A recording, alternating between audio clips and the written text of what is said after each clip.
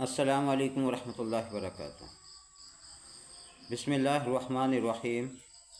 اسلامی تاریخ۔ حضور صلی اللہ علیہ وسلم کا حضرت ختیجہ رضی اللہ عنہ سے نکاح۔ نبی کریم صلی اللہ علیہ وسلم کا پہلا نکاح مکے کی ایک شریف خاتون ختیجہ رضی اللہ عنہ بنت خویلد سے ہوا۔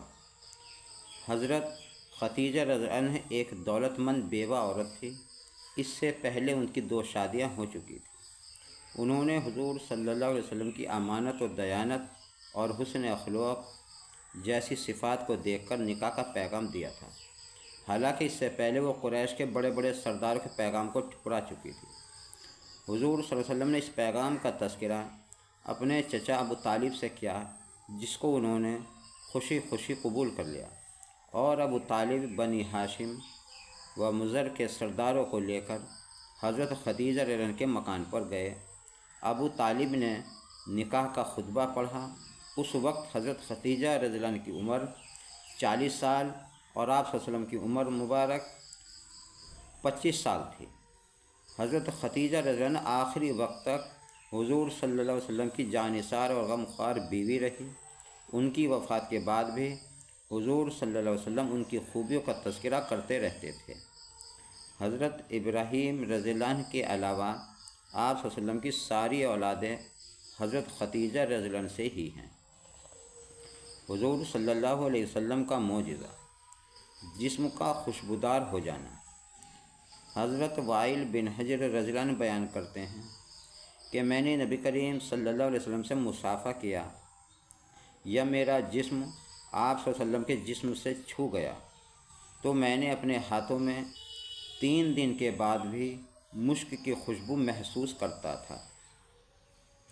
ایک فرد کے بارے میں ترک جماعت کا انجام۔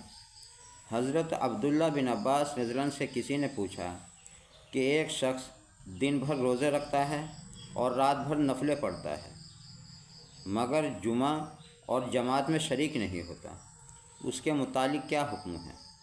عبداللہ بن عباس رضی اللہ عنہ نے فرمایا کہ یہ شخص جہنمی ہیں۔ ایک سنت کے بارے میں زلزلہ وغیرہ سے حفاظت کی دعا۔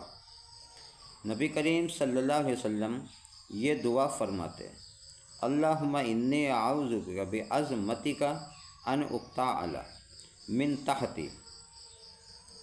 ترجمہ: اے اللہ، میں تیری عظمت کے طفیل زمین میں دھس جانے سے حفاظت چاہتا ہوں۔ ایک اہم عمل کی فضیلت: آپس میں سلام اور مصافحہ کرنا۔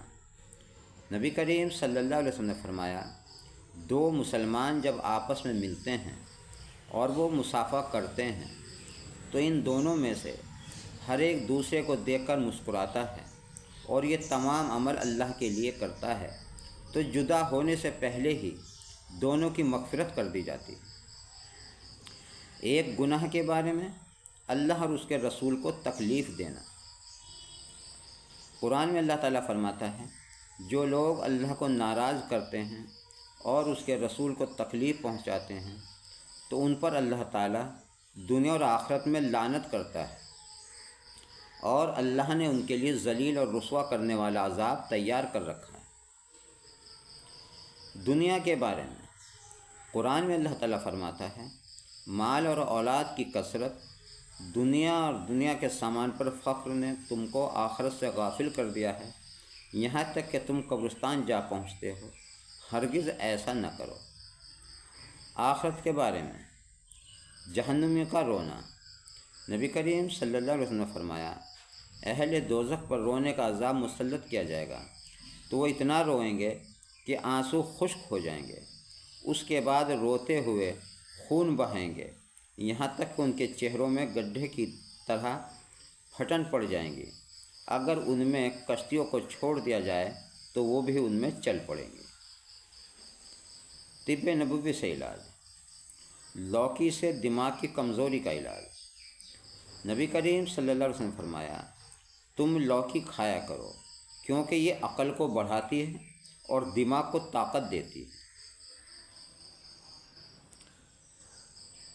نبی کریم صلی اللہ علیہ وسلم کی نصیحت۔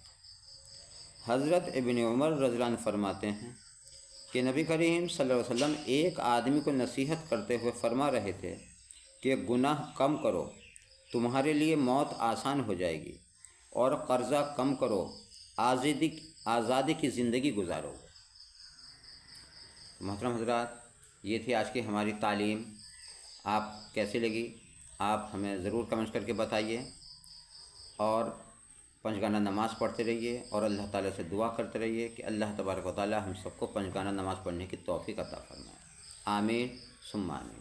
جزاک اللہ۔